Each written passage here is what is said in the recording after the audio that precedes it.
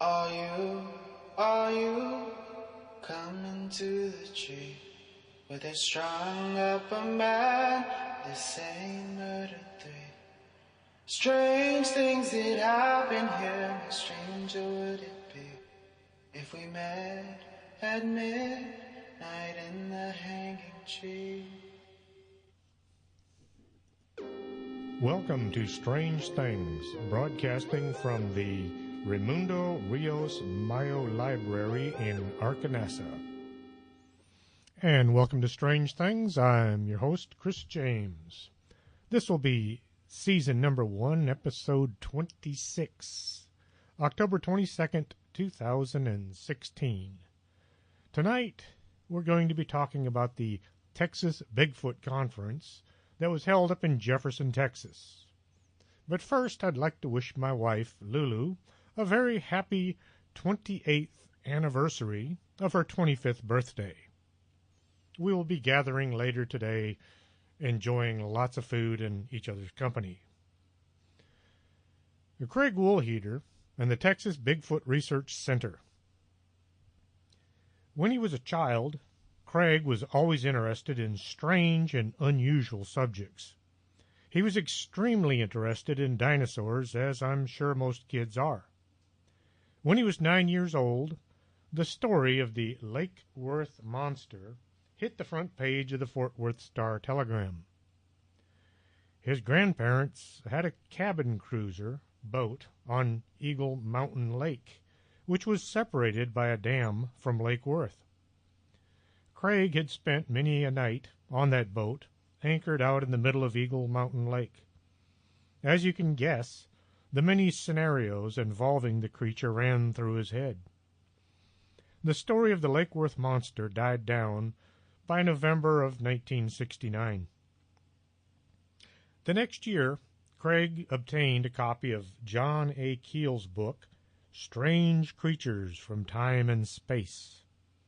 It was very influential to him.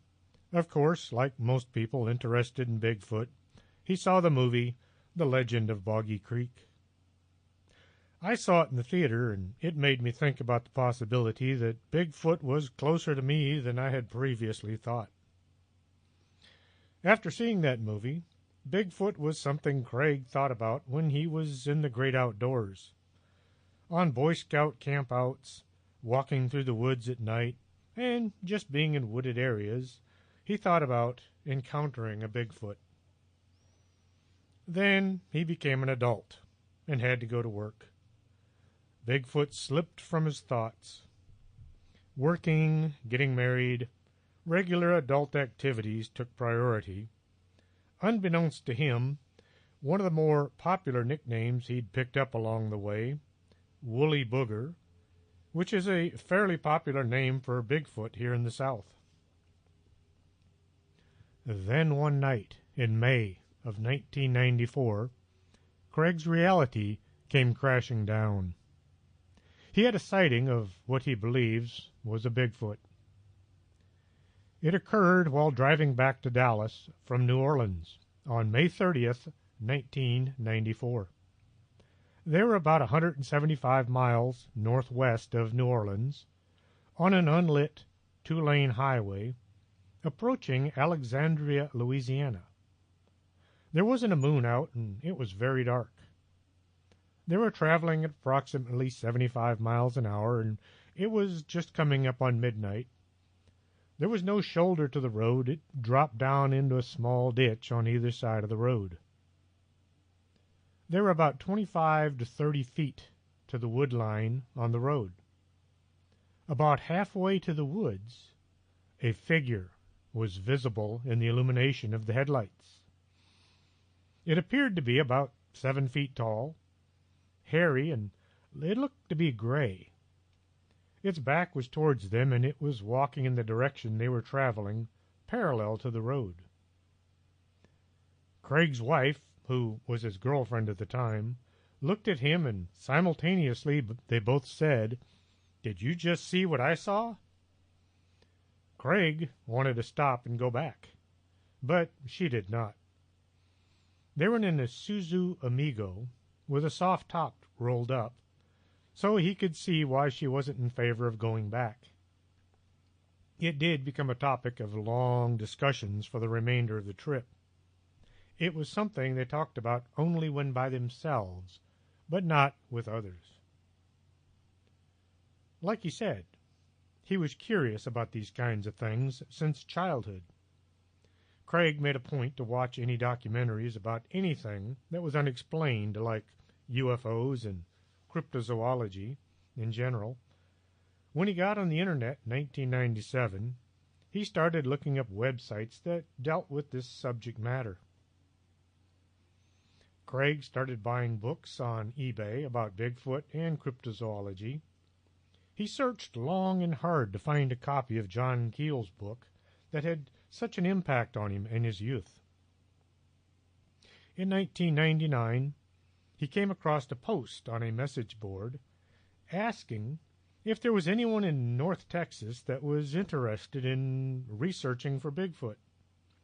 Craig jumped at the opportunity. They formed the Texas Bigfoot Research Center in June of 1999. The rest, as they say, is history. In January 2007, the TBRC reorganized as a 501c3 nonprofit scientific research organization. The organization's name was the Texas Bigfoot Research Conservancy. Then, in March of 2013, the organization had adopted the name North American Woodape Conservancy. Craig Woolheater resigned from the organization on June 10, 2010, to focus his attention on other endeavors, such as Cryptomundo. Cryptomundo is a website of all things cryptid. You should check it out when you get an opportunity. That's cryptomundo.com. My wife and I attended many of the conferences that were now being held in Taylor, Texas. This is a nice town, but it just didn't have the feel of Jefferson. This is where I first met up with Nick Redfern and Bob Gimlin. While discussing a few things Bigfoot with a few of the new folks running the show, I was told in no uncertain terms the new TBRC didn't want any of those fringe people hanging around. The man I was speaking with took that opportunity to look closer at my hat. It said UFO Magazine on it in big, white, bold letters. The atmosphere in the room seemed to grow a lot colder. I was really contemplating making this my last trip to attend a conference. See, no one knows for sure what Bigfoot is. This makes anyone categorically announcing what Bigfoot is or is not just a bit uninformed. It kind of runs in line with all those so-called experts who declared the world was going to end on December 21st, 2012. Remember them? Now that the date has come and gone, you don't hear much out of that crowd anymore. So by saying you know that Bigfoot is an ape, and nothing more than an ape, and you refuse to talk to anyone who says anything different, it opens you up to a big fall if and when a Bigfoot is actually caught and interviewed on, hopefully, strange things. Hey, it could happen. The TBRC soon changed their name to the North American Woodape Conservancy. They wanted to distance themselves from the whole Bigfoot crowd. Once this had been accomplished, Craig Woolheater asked for and was given back the name Texas Bigfoot Research Center. As of December 24th, 2013, Craig has resurrected the original TBRC and the Texas Bigfoot Research Center. We're going to take a brief pause here, play a few commercials, and station identification. Don't go away. We'll be right back with more of the Texas Bigfoot Research Center's conference from Jefferson, Texas. You're listening to Arkanasa Radio.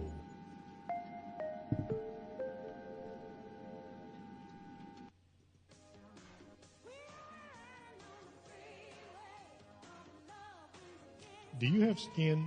Would you like to take better care of it? Call Lourdes James, independent beauty consultant, and set up an appointment. Call 723-3019.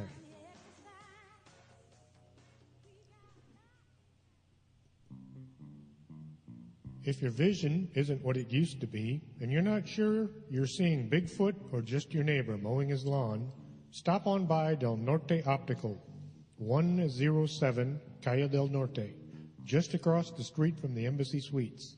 You should be able to see what you're looking at.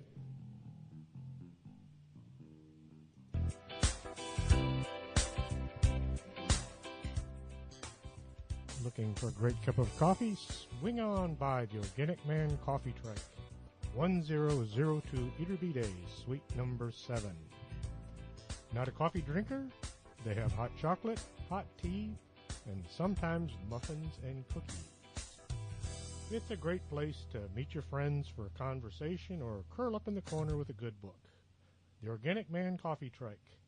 Life is too short to drink bad coffee.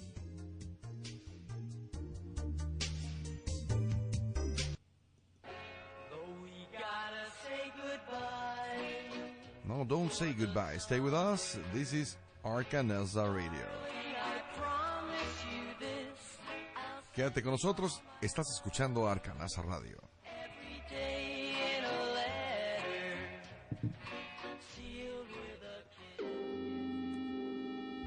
You're listening to Strange Things with Chris James. And welcome back. Just a quick reminder. Tomorrow, October 22nd, the Halloween-themed car show, as well as the movie Goosebumps, will be taking place at Mall del Norte. Festivities are supposed to begin about 3 p.m. and finish up about 11. Bring the whole family to Mall del Norte tomorrow for a Halloween festival. Now, we were just talking about the TBRC and how Craig Woolheater had managed to get it back under his control. In 2014, the TBRC was back in Jefferson, and I'll bet the folks there were glad to see them, what with all the cash they bring to town every year. The hotels are always full. The restaurants have folks waiting to get a seat. The presenters brought new and valuable information to those of us lucky enough to have attended the event. That evening, after enjoying a meal with the speakers, we sat back and enjoyed the movie Willow Creek, written, produced, and directed by Bobcat Goldthwait. Then on Sunday, we all met up at the Big Pines Lodge, where we were taken out on Caddo Lake on board the only real steamship still plying the waves. See, by attending these events, you not only get a chance to hear from those folks who are actually out there looking for Bigfoot, but you also get a chance to spend time with them. You get to know these folks, and you can develop a good friendship with many of them. Now, this year was the 15th anniversary of the TBRC conference. Yes, I know it's been 16 years since they started. But in 2006, there was no conference. Instead, the TBRC had helped organize, in conjunction with the University of Texas at San Antonio's Institute of Texas Culture, the critically acclaimed Bigfoot in Texas exhibit and lecture series, which had opened on April 7th, 2006. So this year, they celebrated the 15th conference.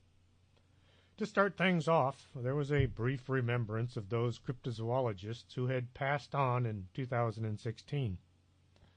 Charles DeVore, who had lived in Karnak, Texas, right on Caddo Lake, had been looking into Bigfoot sightings and reports for years, before it was popular. Long before there was Finding Bigfoot and any of the TV shows, he was out there looking, despite the naysayers and the weird looks. Then there was Smoky Crabtree. Anyone who has ever looked into Bigfoot phenomena will have heard his name.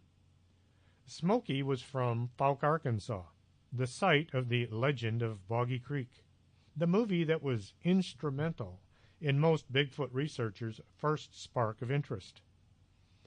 And then there was Rob Riggs, who was into anything out of the ordinary. He was looking for Bigfoot portals as well as the Sabine Wildman. With the passing of all of these greats, the torch had been passed on to the researchers still out there, who owe so much to those who had gone before them. Ken Gerhardt was the first speaker. Ken talked about one of his favorite subjects, flying cryptids.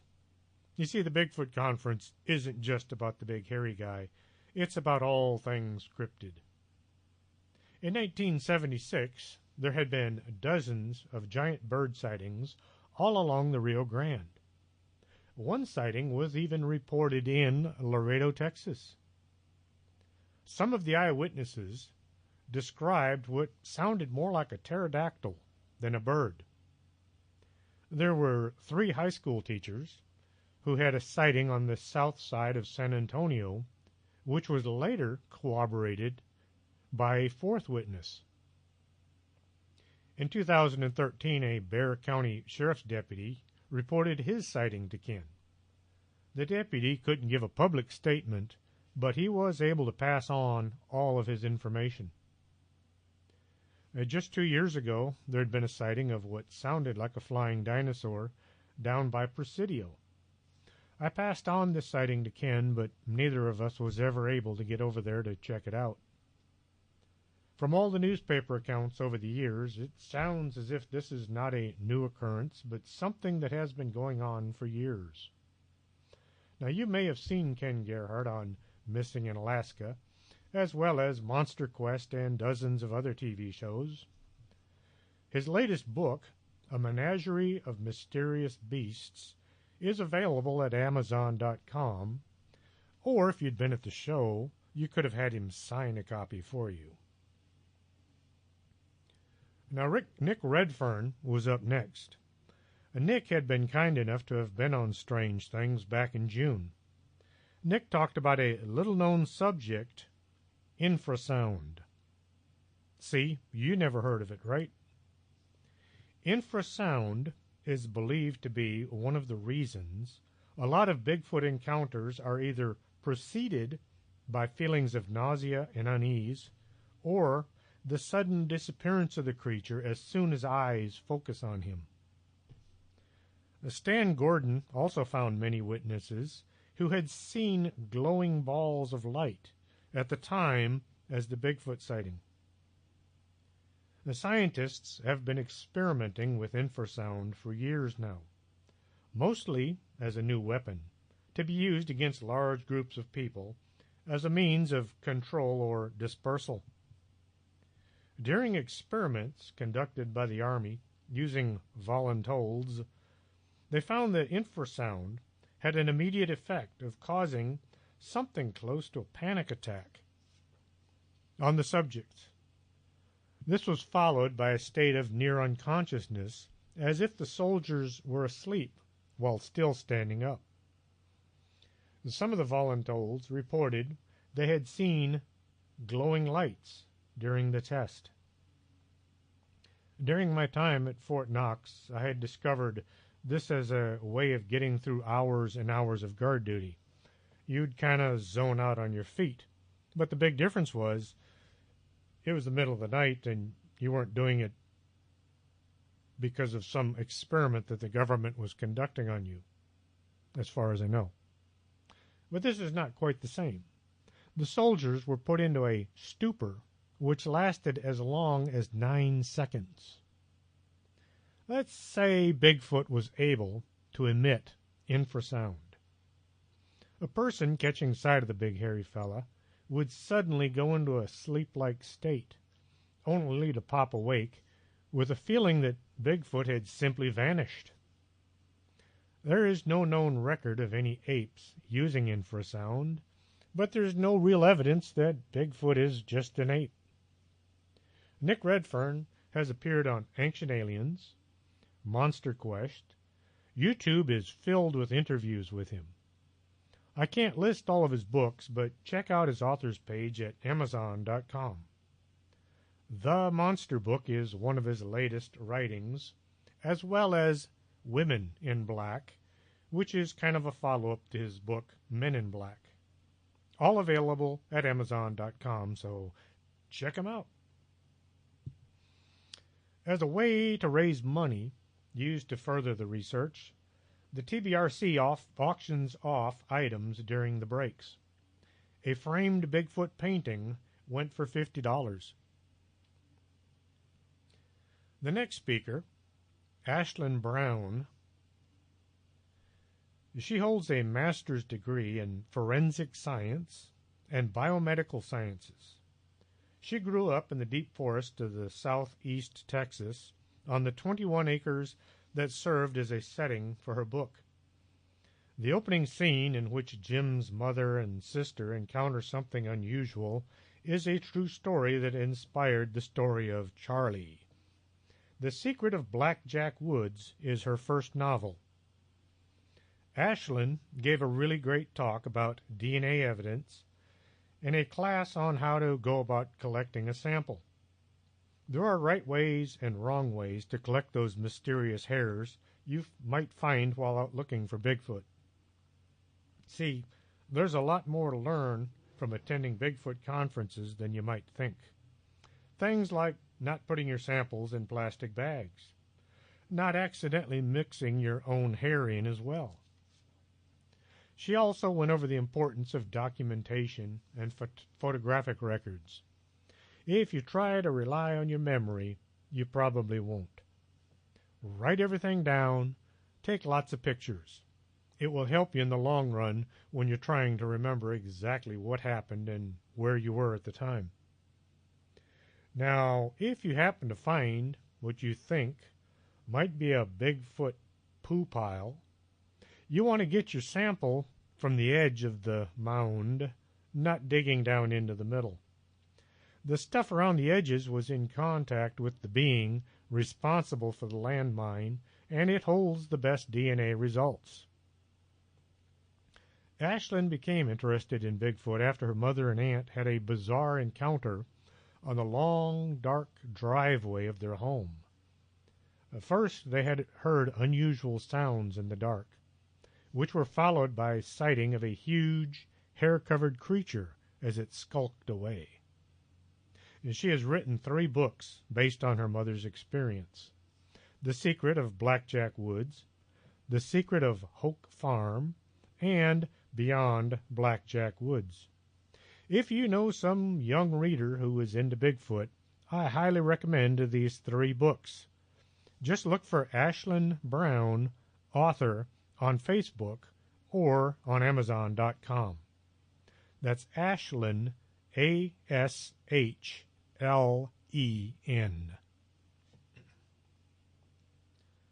The TBRC held some more auctions. A Bigfoot pillow that had been signed by James Bobo Fay and had an image of Patty looking over her shoulder from Bluff Creek was bought by one lucky attendee. If you're into the great outdoors, things like hunting or fishing, and you like reading articles to hone up on your skills, you probably read a few articles by Chester Moore, Jr. He has written for Port Author News, Texas Fish and Game, American Outdoors, just to mention a few. His books include Texas Trout Tactics, Texas Reds, which are both available from Amazon. Just search the name Chester Moore, Jr., and you'll find papers and articles he has penned over the years. Mr. Moore is also into Bigfoot. During the conference, he spoke on the subject of huge black cats that have been sighted all over the country. Black panthers exist in the United States, but there is no such thing as a black panther. If this makes your head spin, you have to hear what Chester Moore has to say on the subject. Panthera niger do not exist. The big cats who could be responsible for the black panther sighting is either a jaguar or leopard or the jaguarundi. This isn't a theory, hypothesis, or hallucination, but a verifiable, undeniable fact. No, science hasn't discovered a new cat species or a population of melanistic, that's black, cougars to explain alleged Black Panther sightings. They have even captured a black leopard. They haven't even captured a black leopard that escaped from one of those circus train wrecks the skeptics of cryptozoology so often like to speak about. The so-called circus train that is supposed to have crashed in every part of the country where large cats have been sighted never happened. There is no record of any circus train crash leading to the escape of large black cats, or any large animals for that matter. Yes, there are black panthers in the United States, but believing in their existence doesn't require a leap of faith. It just calls for a new look at the known species, the jaguarundi. The jaguarundi, Felis jaguarundi, is known to range from South America to Texas, New Mexico, and Arizona. And although not widely known by the public, jaguarundis are prime candidates for spawning the Black Panther reports. A black jaguarundi was spotted in Jefferson County in 2002. Now, this was a daylight sighting. The witness remarked on the long tail the creature had. The tail of the jaguarundi is longer than its body. There have also been some reports of all black bobcats. Now, down in Australia, they have a new phenomenon. The feral cats living in the brush have begun to grow larger than their indoor relatives, a lot larger, 2 to 3 times bigger. Now, we have a 20-pound cat at the house, Rocky. He is one big cat. I can hardly imagine a cat bigger than him, but they now have them down under. Chester Moore has a charitable foundation that can always use some help financially. The Kingdom Zoo. They're located at 1605 Strickland in Pinehurst. That's Orange, Texas area. They're open 2 Saturdays a month and by appointments on Thursday evening. TheKingdomZoo.com is the official website of Children's Kingdom Ministries and all of its outreach programs. They are a 501c3 charity that seeks to teach children about Christ through His creation. Their focus is on spiritual and wildlife education through media, encounter-based programs, and mentoring. They're really a great bunch of guys and could use your help keeping the doors open. Just type in KingdomZoo.com and give them a look. It's not a bad idea. We're going to take a brief pause here, play a couple of commercials. We'll be right back after this. You're listening to Arkanasa Radio.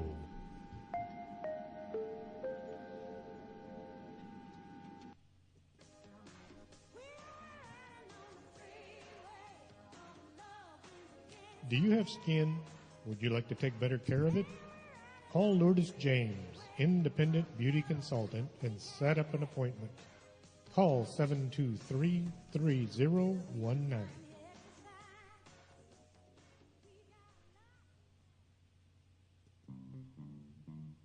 If your vision isn't what it used to be, and you're not sure you're seeing Bigfoot or just your neighbor mowing his lawn, stop on by Del Norte Optical, 107 Calle del Norte, just across the street from the Embassy Suites. You should be able to see what you're looking at.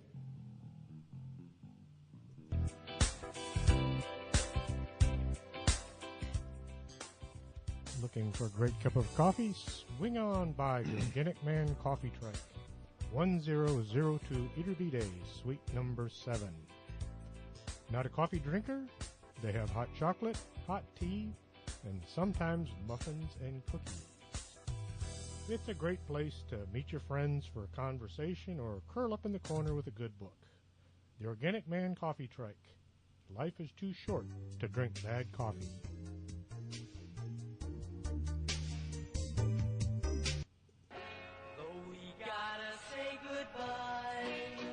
No, don't say goodbye. Stay with us. This is Arcanelza Radio.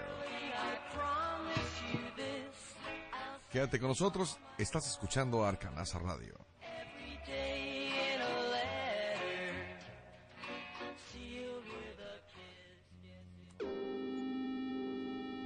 You're listening to Strange Things with Chris James. And we're back. Hope you're enjoying tonight's show.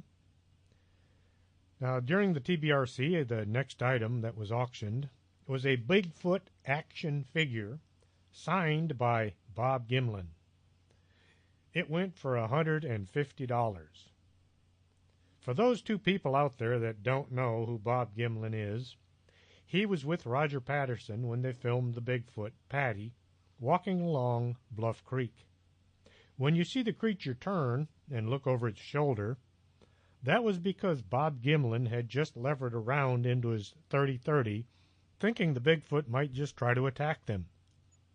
And why is the Bigfoot called Patty? After Roger Patterson. And yes, it was a female Bigfoot. As the show continued, the next presenter is truly a one-of-a-kind. Musician, actor, writer, and historian. Lyle Blackburn spoke about his latest endeavor, writing about the Bigfoot of the southern states. He began his fascination with Bigfoot, like a lot of us, when he saw the movie The Legend of Boggy Creek. Now, The Legend of Boggy Creek is a 1972 horror docudrama about the Fouke monster, a Bigfoot-type creature that has been seen in and around Fouke, Arkansas since the 1950s. The film mixes staged interviews with some local residents who had encountered the creature, along with reenactments of these encounters. Charles B. Pierce, an advertising salesman from Texarkana on the Arkansas-Texas border, borrowed $100,000 from a local trucking company and used an old 35mm movie camera and hired locals, mainly high school students, to help make the 90-minute film. The film has generated approximately $20 million in box office revenue and is available on DVD. I saw the movie back in 1973 at the theater. I bought a DVD a few years ago from Mr. Blackburn. It's what you'd call a cult classic today. If you'd like a copy, it's there at Amazon.com. Just type in Legend of Boggy Creek. Lyle likes to go to the places he's writing about, so he spends a lot of time traveling about the country, interviewing witnesses and documenting their sightings. He began at Fouke, Arkansas, and is working his way out from there. Most sightings are made in and around areas with lots of rivers and creeks. Any large hair-covered creature is going to need a lot of water to survive, and it just might help in moving about. In the movie it is said, they always follow the creeks. And so Lyle is looking into all the sightings in and around wet areas. We probably won't be seeing him in Laredo unless the Rio Grande becomes inundated with Sasquatch sightings. A Boggy Creek heads west, and it takes you into the Sulphur River. There have been a few sightings along the river as well. Now, a woman in Fouke, Arkansas had an encounter just a few days before Thanksgiving in 2014. She was driving along the road in a rural neighborhood.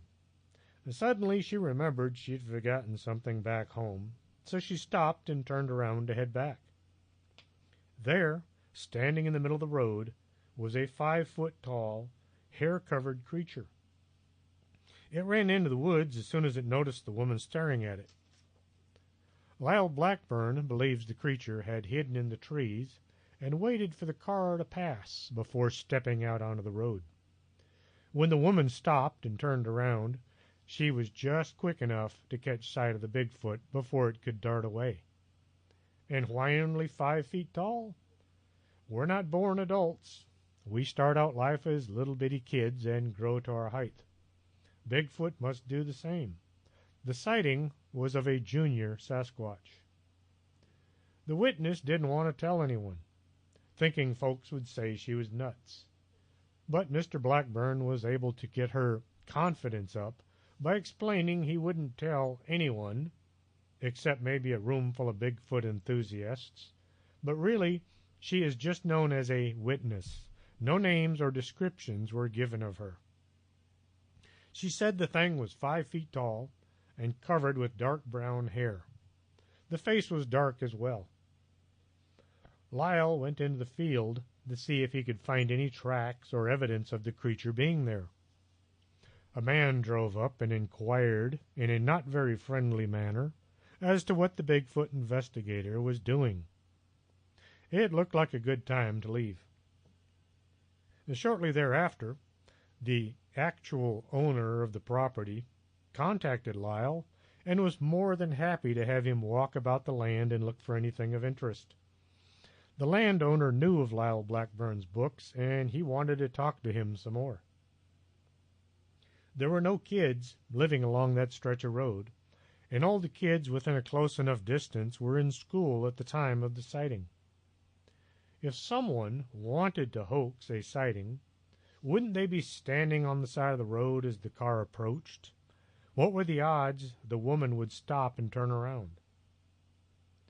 The nearby Red River is host to many sightings of Bigfoot-type creatures.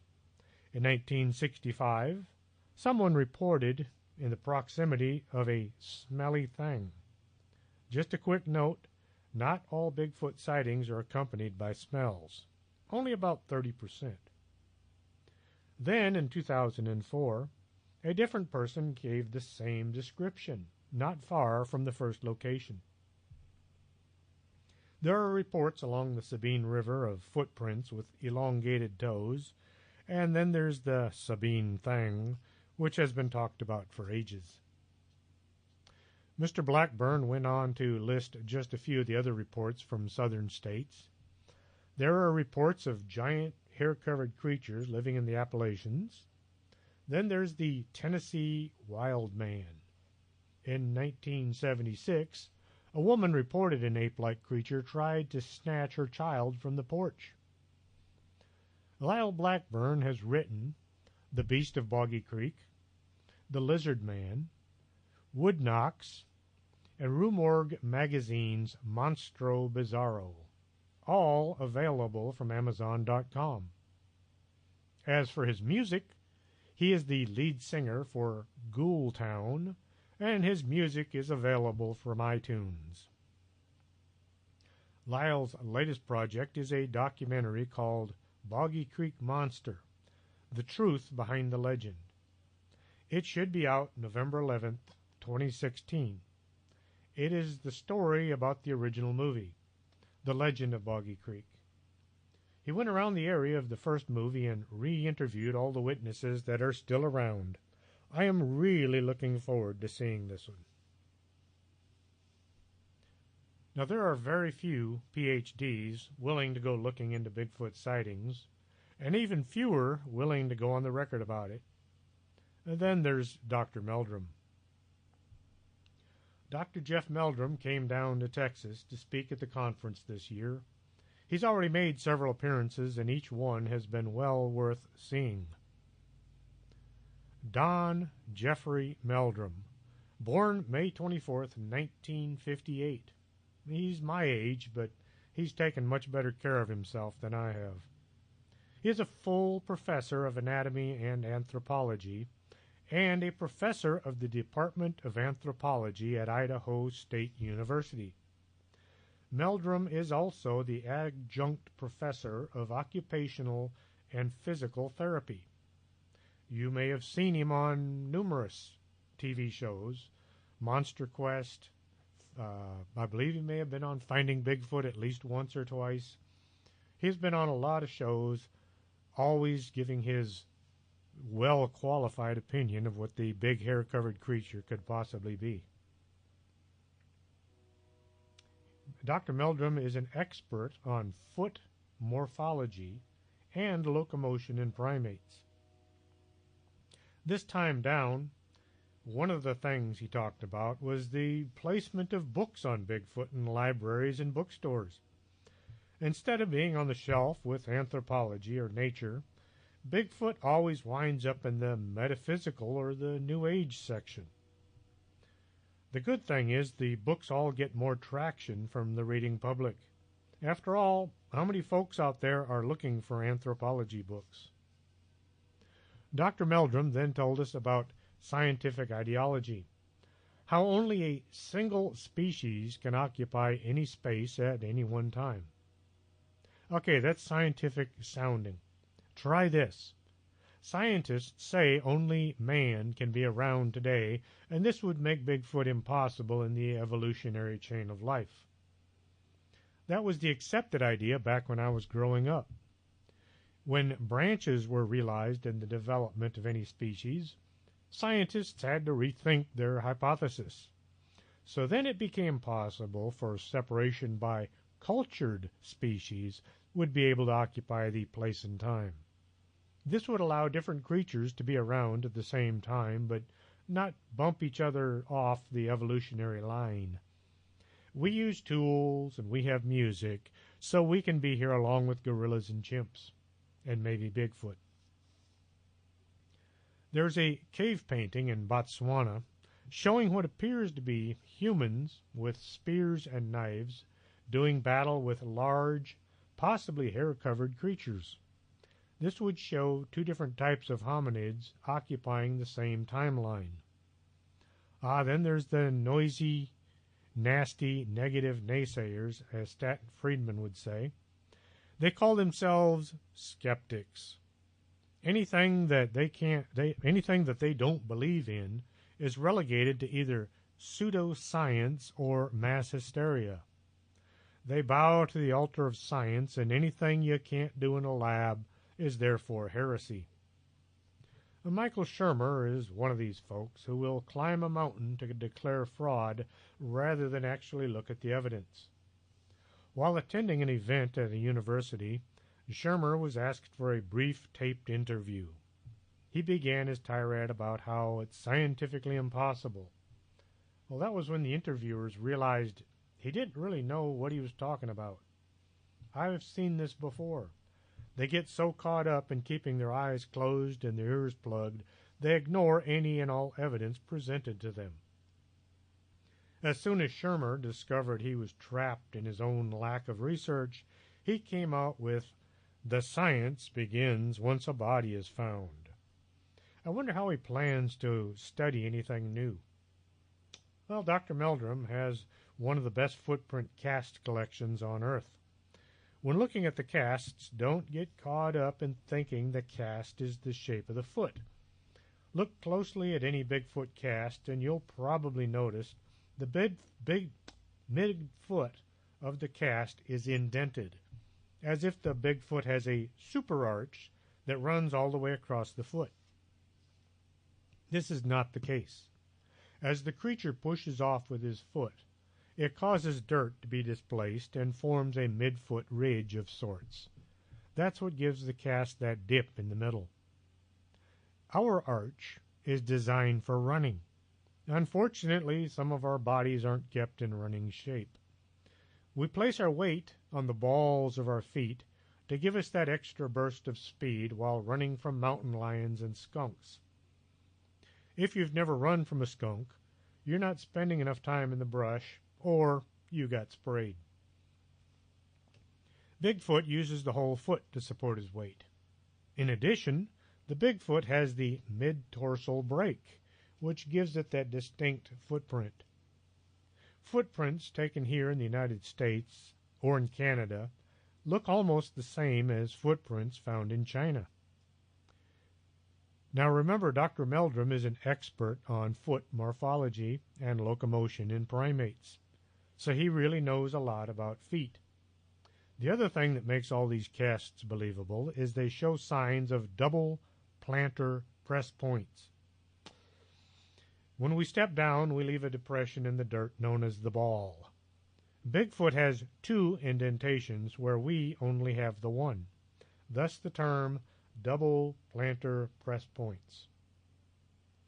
Now, there are the skeptics who come out and they declare that the footprints were all made by some guy with wooden feet carved to look like Bigfoot footprints, who runs around leaving these footprints all over the planet. One or two guys. Now, have you ever tried strapping a 2x4 to the bottoms of each foot and then try to take a step? You'll probably get one step forward and then you'll be standing there unable to move because the boards don't bend. So you're stuck there with your feet strapped to 2x4s and looking terribly silly. Some tracks have been followed for miles. So if a person had been leaving these tracks with wooden feet strapped to their bottoms of their feet, the person must have been enormously strong, or it's not a hoax. Lastly, Dr. Meldrum has come out with a great new term when referring to those of us who don't have any letters printed behind our names. You know, like PhD or PDQ or WKRP. Instead of calling ourselves amateur anythings, like amateur investigator, amateur astronomer, amateur psychologist, in the place of amateur, try using advocational. A vocation is what you do for a living. A person's employment or main occupation, especially regarded as particularly worthy and requiring great dedication. Avocation, an activity taken up in addition to one's regular work or profession, usually for enjoyment or as in a hobby. So now we can sally forth into the world as avocational investigators. Sounds much better and hoity-toity than amateur. Dr. Meldrum has a book available from Amazon.com. It's called Sasquatch, Legend Meets Science. It's a fantastic book on the hairy guy. Well worth picking up a copy, so hurry on over to Amazon.com and get your copy today. The next TBRC auction was a footprint cast signed by Cliff Barackman of Finding Bigfoot fame. It went for $20. It was a recast, not an original, and the woman sitting right next to me was lucky enough to obtain this track. We're going to take a brief pause once again, play a few commercials, and we will be back right after this, so don't go away. You're listening to Arkanasa Radio.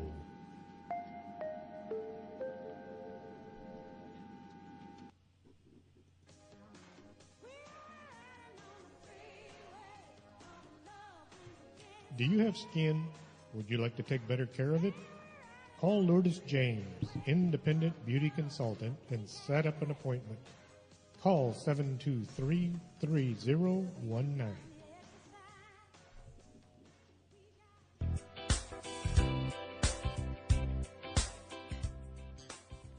Looking for a great cup of coffee? Swing on by the Organic Man Coffee Truck, 1002 Eaterby Day, suite number 7. Not a coffee drinker? They have hot chocolate, hot tea, and sometimes muffins and cookies. It's a great place to meet your friends for a conversation or curl up in the corner with a good book. The Organic Man Coffee Truck. Life is too short to drink bad coffee.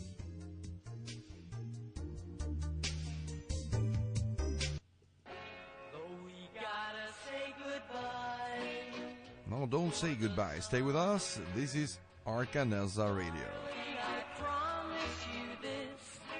Quédate con nosotros. Estás escuchando Arkanasa Radio.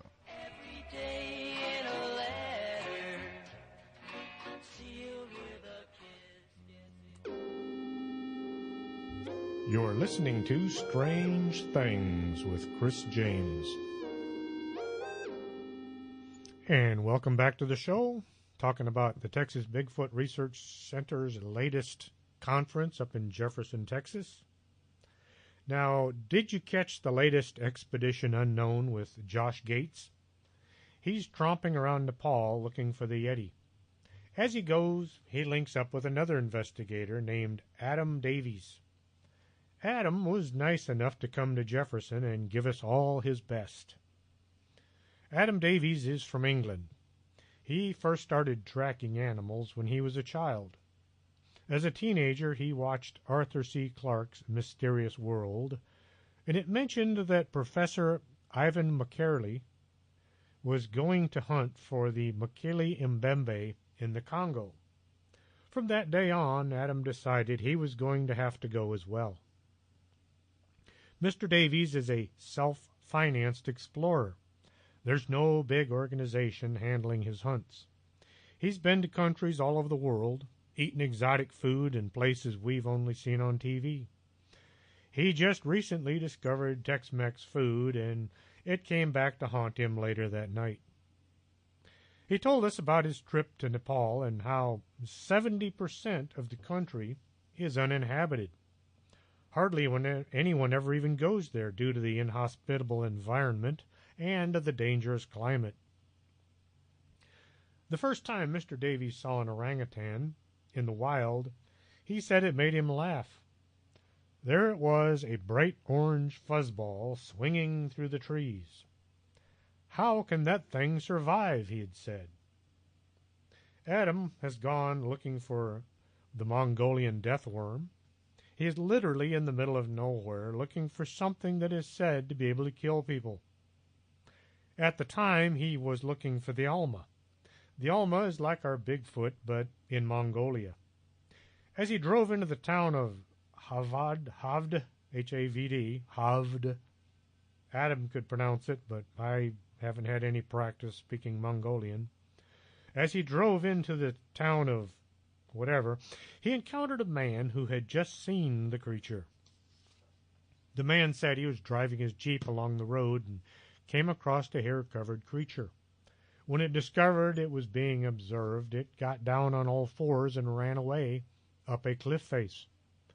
Davies is also looking into the orang pendek. Orang pendek is simply Indonesian for short person, just as orangutan means forest person. The locals say the orang pendek lives in the jungles of Sumatra and it walks upright like a man. There are tracks of this creature throughout the jungles. Only the footprints are seen, unlike an ape, who will walk using his knuckles to maintain his posture. With all the reports of these forest creatures all over the island, the skeptics refuse to admit there's something there until a scientist actually shakes hands with one and then kills it and drags the body back home.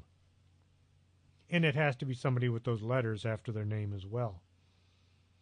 Adam has been to China looking into reports of the Yeren. These are the wild men living in the forests and the mountains. In India, there's a Mando Baruch. I couldn't find anything about this one, but there's only so much information out there. Davies was in India right in the middle of his civil war. He had to dodge bullets while searching for footprints, but then that made getting close to the ground a lot more advisable. He sampled some of the local wine. Rice wine, he said. Rice wine goes in and then rice wine comes out, and it's all very rapid. He did a TV show with Monster Quest where he was climbing an ice shelf. One wrong move and he would have slid over the edge and fallen about 4,000 feet. They got the film shot they wanted and worked their way back down to solid ground. There was a massive avalanche right where they had been the next day. Mr. Davies said, "If I had fallen and died here, Nadia was going to kill me." He had been on his way home to get married at the time. The thing most people get wrong about the Yeti is they're not white. They have red or brown hair. The white hair is simply a product of Hollywood. They stand about 6 feet tall and have about 4 to 5 times the strength of the average man. In closing, Mr. Davies made the statement that Neanderthals aren't extinct. They were assimilated. They had contact with other humanoid creatures, and their kind simply disappeared through interspecies breeding. In other words, they live on in their descendants. Adam has written a lot of articles and 2 books. Adam Davies' Extreme Expedition, Travel Adventures Stalking the World's Mystery Animals. You can get a copy at extremeexpeditions.net. That's extreme-expeditions.net. He also co-authored a book with Dr. Meldrum called Man Beast, which is available from Amazon.com. As the conference was winding down, we were given the opportunity to ask the presenters some questions. Then we ran for the door to attend to the after-conference dinner at the Big Pines Lodge on Caddo Lake. They are the best hamburgers on earth. All of their food is good, but I'm not much on fish. It makes me turn green. But the food there is great. We all gathered on the patio to share ideas and converse with like-minded folks while enjoying the food. One man put out the idea that Bigfoot were the ogres and trolls from the past, and they were superior to man. But over the years, we have advanced to a point that Bigfoot avoids contact, knowing a confrontation would end with their extermination. We sat around eating and enjoying each other's company until it was time to listen to Lyle Blackburn run down some of the latest sightings. As recently as Tuesday before the conference, a creature was sighted on a pipeline. They refer to that area as the Bigfoot Expressway. Around 4 a.m., a woman was delivering newspapers. She saw something walking out of the woods. The thing darted across the road and into the trees.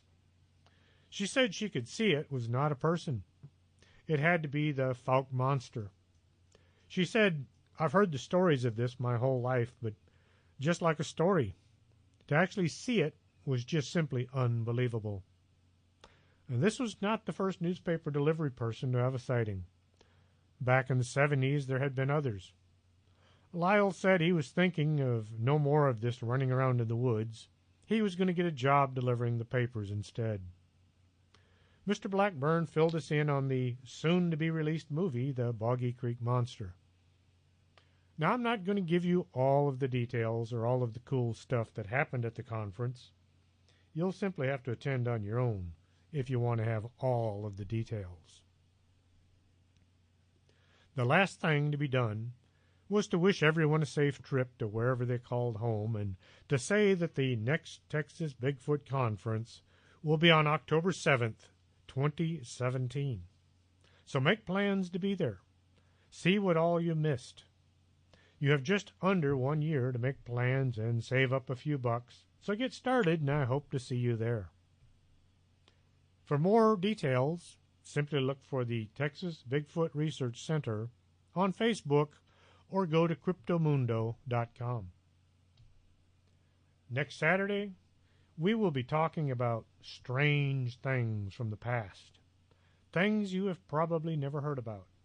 So tune in and find out about how bizarre some of the past has been. Until then, this is Chris James with Strange Things. See y'all next Saturday. Are you coming to the tree where they strung up a man, they say murder 3? Strange things that happen here, how stranger would it be if we met at midnight in the hanging tree?